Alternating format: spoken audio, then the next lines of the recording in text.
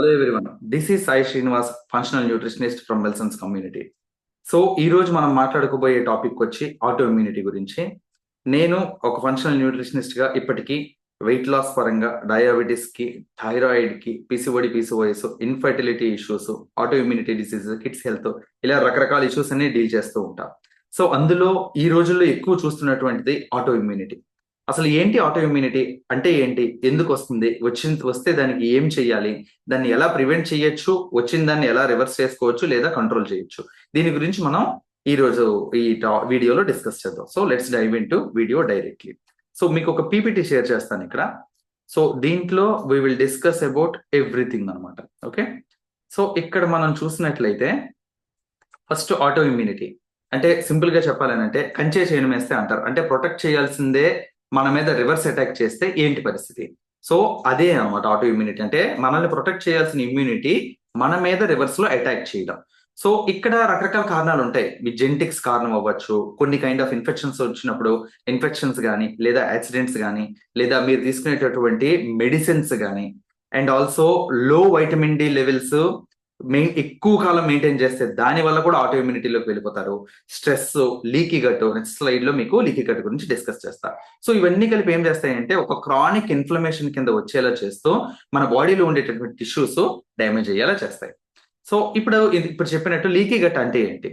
So leaky gut అంటే ఏం జరుగుతుందంటే సింపుల్ గా నేనేం చెప్తానంటే ఒక వాటర్ పైప్ తీసుకున్నారు అనుకోండి, ఆ పైప్ కి కన్నాలు ఉండి పైపులోంచి వాటర్ అంతా లీక్ అయిపోతున్నది అనుకోండి, ఏమవుతుంది, మనం ఒక ట్యాప్ దగ్గర పెట్టుకుని బయట ఎక్కడో ట్యాప్ దగ్గర పెట్టి ఇంట్లోకి కంప్లీట్లీ తీసుకొచ్చాం అనుకుందాం పైప్ ని. సో ఇదంతా కూడా వాటర్ అనేది లీక్ అయిపోయి ఉంటుంది కదా. అలాగే మన స్మాల్ ఇంటెస్టైన్, ఇక్కడ గట్ అంటే స్మాల్ ఇంటెస్టైన్, లార్జ్ ఇంటెస్టైన్ కలిపి, అందులో ఎస్పెషల్లీ స్మాల్ ఇంటెస్టైన్ చిన్న పేగు అంటాము. చిన్న పేగు ఒక 22 అడుగుల దాకా ఉంటుంది. సో 22 అడుగులు ఉన్నటువంటి చిన్న పేగుకి మ్యూకస్ అనేటటువంటి లేయర్ ప్రొటెక్షన్ గా ఉంటుంది. అంటే పేగుకి పైన ఇది మనం తీసుకునే refined carbs, refined foods, so many antibiotics ఎక్కువ వాడుతూ ఉండడం, సో మెనీ టాబ్లెట్స్ ఎక్కువ వాడుతూ ఉండడం, వాటి యొక్క సైడ్ ఎఫెక్ట్స్ వల్ల, అండ్ కొన్ని సందర్భాల్లో టూ మచ్ స్ట్రెస్ వల్ల, రకరకాల రీజన్స్ ఉంటాయి. రీజన్ ఏదైనా కూడా ఈ మ్యూకస్ అనేటటువంటి లేయర్ కి కన్నాలు పడిపోయి మనం తినే ఫుడ్ అనేది మన బాడీలోకి లీక్ అవుతుంది. ఇది ఫుడ్, దీన్ని ప్రాసెస్ చేయొచ్చు, దీని నుంచి ఎనర్జీ వస్తుంది అని మన బాడీలో తెలిసింది ఎవరికైనంటే ఓన్లీ డైజెస్టివ్ సిస్టమ్. అంటే మన మౌత్ నుంచి యానస్ వరకు, mouth, oesophagus, stomach, small intestine, large intestine, liver, pancreas, అన్ని వీటన్నిటిని మళ్ళీ రెక్టమ్, ఆ తర్వాత యానస్. సో ఇదంతా మన డైజెస్టివ్ సిస్టమ్ అంటాం.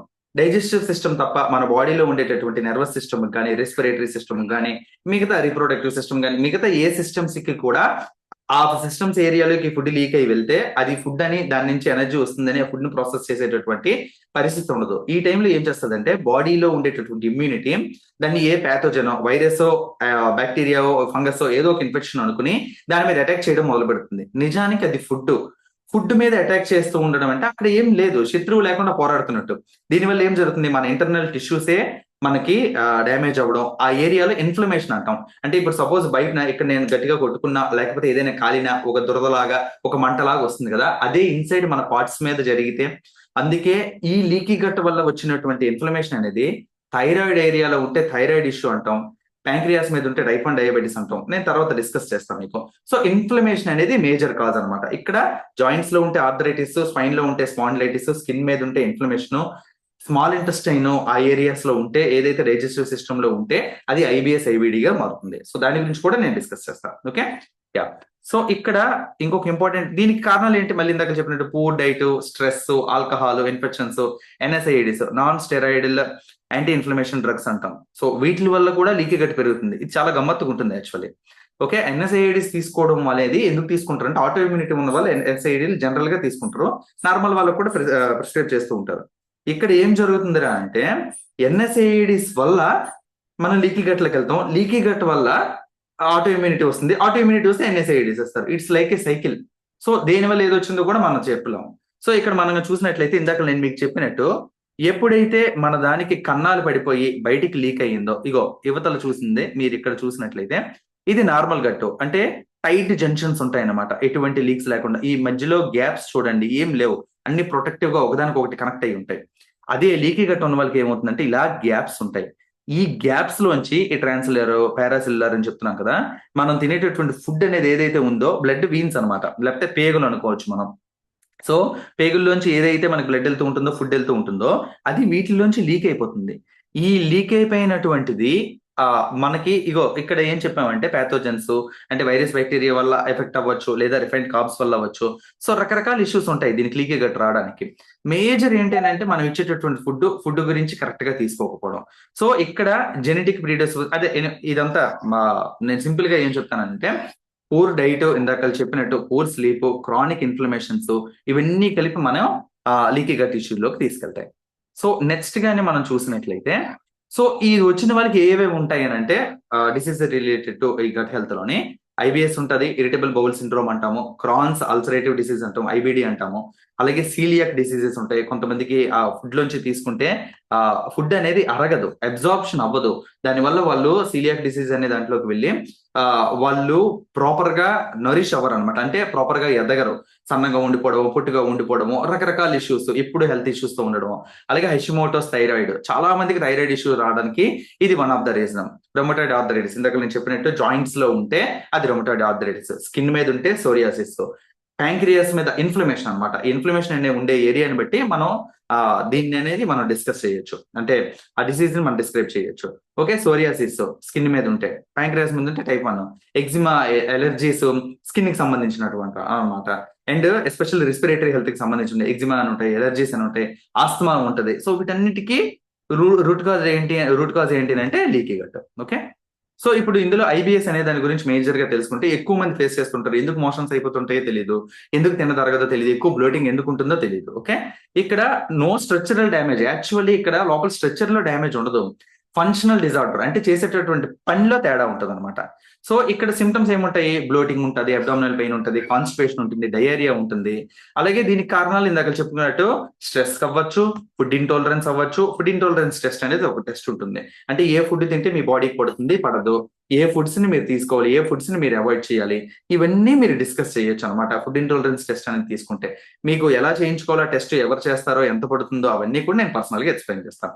So gut brain axis imbalance అంటాం, అంటే మీకు ఒక విషయం ఏంటంటే మన మూడ్స్ ని మనం మన మన మనం రెస్పాండ్ అయ్యేదాన్ని అన్నిటిని డిస్కస్ చేసేది ఏంటి అని అంటే మన గట్. అంటే మనం తినే ఆహారంలో, అంటే గట్ ని సెకండ్ బ్రెయిన్ అంటాం, అంటే మన బ్రెయినే కదా మన మూడ్స్ ని ఫంక్షనాలిటీ చేసేది. అలాంటిది గట్, ఆ బ్రెయిన్ ని కంట్రోల్ చేసేది, బ్రెయిన్ ని ప్రాపర్ గా ఫంక్షనాలిటీ అయ్యేలా చేసేది మనకి గట్ అనమాట. ఓకే, సో ఇక్కడ మేజర్ ఇంపార్టెంట్ థింగ్ ఏంటి అని అంటే ఇది ఐబిఎస్ గురించి. నెక్స్ట్ ఐబిడి గురించి కానీ మనం చూసుకున్నట్లయితే ఆటోఇమ్యూన్ ఇన్ఫ్లమేటరీ డిసీజెస్ అంటాం దీన్ని. సో దీంట్లో ఇందాక చెప్పినట్టు క్రాన్స్ డిసీజ్ ఉంటాయి, అల్సరేటివ్ కాలిటీస్ ఉంటాయి. సిమ్టమ్స్ ఏంటంటే రక్తం అనేది మన స్టూల్స్ లో, మోషన్ లో రక్తం అనేది పడుతూ ఉంటుంది, సివియర్ పెయిన్ ఉంటుంది, కనబడకుండా మనకు తెలియకుండానే వెయిట్ లాస్ ఓవర్ గా అయిపోతుంటాం. అండ్ ఈ క్రానిక్ ఇన్ఫ్లమేషన్ అనేది ఉంటూ ఉంటుంది. ఓకే, ఎక్కువ కాలం ఉంటుంది అని దాని అర్థం. ఓకే, ఇదంతా బాగానే ఉంది. ఇప్పుడు ఏం చేస్తే మనకి వీటన్నిటి గురించి తెలుస్తుంది అని అంటే ఫస్ట్ మీ హైట్ వెయిట్ తెలియాలి. అది పంపించినట్లయితే మీ బిఎంఐని క్యాల్కులేట్ చేసి మీరు ఎంత తగ్గితే, ఎందుకంటే ఓవర్ వెయిట్ అనేది మాక్సిమం రీజన్స్ అన్నిటికి ఈ ఎక్స్ట్రా ఫ్యాట్ ఏదైతే డిపాజిట్ అయ్యిందో, సో దాని గురించి తెలియాలి. మీ హైట్ వెయిట్ తెలియాలి, లిపిడ్ ప్రొఫైల్, కొలెస్ట్రాల్ లెవెల్స్ ఎలాగ ఉన్నాయో తెలియాలి. దాన్ని బట్టి ఫుడ్ లో ఏం తినొచ్చు, ఏం తినకూడదు మనం మీకు డిస్కస్ చేస్తాం. అలాగే హెచ్బిఏవన్సీ మీకు తెలియకుండా మీరు ఏమన్నా దీంట్లో ఉన్నారా, డయాబెటీస్ లో ఉన్నారా అన్నది కూడా ఇంపార్టెంట్. నెక్స్ట్ థైరాయిడ్, ఒకవేళ మీరు వెయిట్ గెయిన్ అయ్యి ఉంటే దానికి thyroid one of the reason అయ్యి ఉండొచ్చు. సో అండ్ ఇన్ఫ్లమేషన్ అనేది ఏ ఏరియాస్ లో ఉండదో ఎవరికీ తెలియదు. సో ఒకవేళ థైరాయిడ్ మీద ఉంటే ఇన్ఫ్లమేషన్ అనేది అక్కడ కూడా ఉంది కదా, దాని మీద కూడా మనం ఫోకస్ చేయాలి.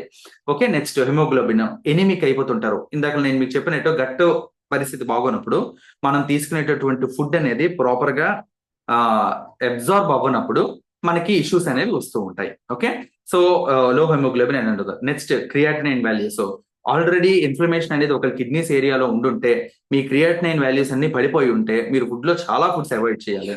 సో అది next vitamin D. Vitamin D చాలా ఇంపార్టెంట్. ఇమ్యూనోమాడ్యులేట్ డిసీజ్ అంటాం vitamin డిని.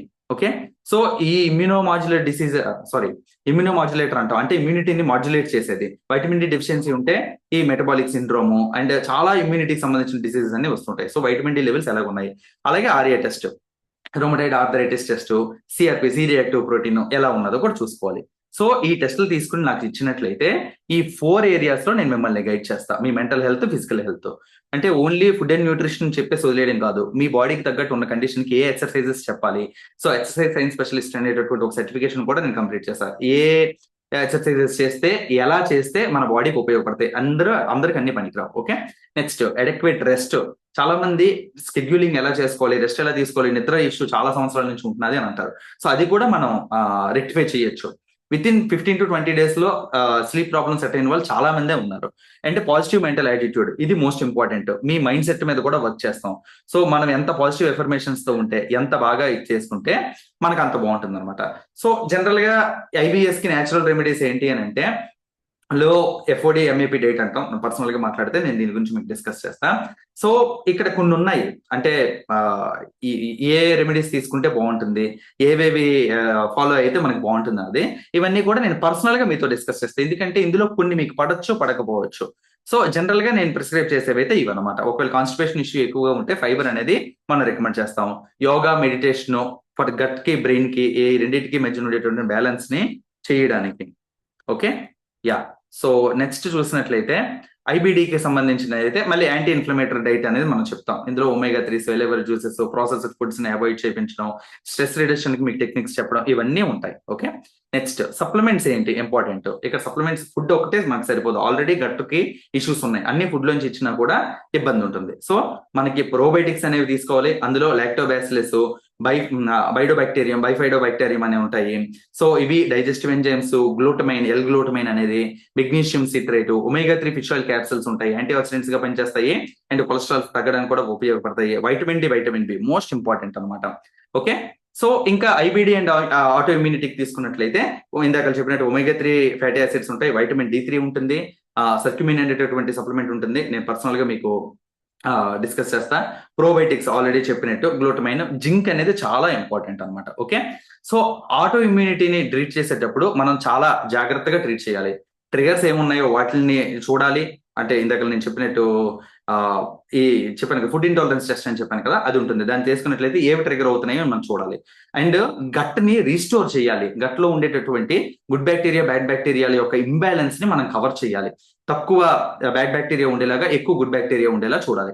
And also anti inflammatory diet. Me blood test reports ఇందాక నేను చెప్పినట్టు దాన్ని బట్టి నేను యాంటీ ఇన్ఫ్లమేటరీ డైట్ అనేది మీకు పర్సనల్ గా రికమెండ్ చేస్తా. స్ట్రెస్ ని, స్లీప్ ని చాలా మేనేజ్ చేసుకోవాలి. దానికి కూడా I will help you. And nutrient deficiencies ఏమున్నాయి వాటిని కూడా కవర్ చేసుకోవాలి. అది మోస్ట్ ఇంపార్టెంట్. ఓకే, వీటి అన్ని ఇంపార్టెంట్, అది కూడా చాలా ఇంపార్టెంట్. సో డీటాక్స్ చేయడానికి ఉండేటటువంటి పాత్వేస్ అన్ని కూడా మనం డిస్కస్ చేస్తాం. సో ఇట్స్ క్లియర్లీ ఏంటంటే, ఇప్పుడు నేను వేసుకున్న షర్ట్ నా సైజు మీకు సరిపోకపోవచ్చు, లేదా అందరికీ ఒకే కైండ్ ఆఫ్ ఇది సెట్ అవ్వదు కదా. సో ఇది బేసిక్ ఐడియా. మీరు మీ టెస్ట్లు నాకు ఒకసారి కనెక్ట్ అయినట్లయితే మీ టెస్ట్లు మీకు ఇప్పించి మన టెస్ట్లు అనేవి చేయించి దానికి వచ్చినటువంటి రిజల్ట్ బట్టి మీరు నాన్ వెజిటేరియనా, వెజిటేరియనా, మీ లైఫ్ స్టైల్ ఎలాగుంది, మీ లైఫ్ స్టైల్కి తగ్గట్టు, మీ ఏరియానికి తగ్గట్టు నేను మీకు డైట్ అనేది కస్టమైజ్ చేస్తా. ఏవైతే మనం కంప్లీట్లీ డైట్ లోంచి ఇవ్వలేమో, మన బాడీ ఇచ్చినా కూడా తీసుకోలేని పరిస్థితులు ఉంటే అలాంటిది సప్లిమెంటేషన్ సపోర్ట్ ఉంటుంది. ఓకే, సో అది కావాలి, అది డెఫినెట్లీ మస్ట్ అండ్ షుడ్ అనమాట. Okay, yeah. So this is about completely. So ఇంకా ఏమైనా ఇష్యూస్ ఉన్నట్లయితే, ఇంకేదైనా డిస్కస్ చేయాలంటే ఈ just call me personally. Okay, yeah. Thank you very much. Yes.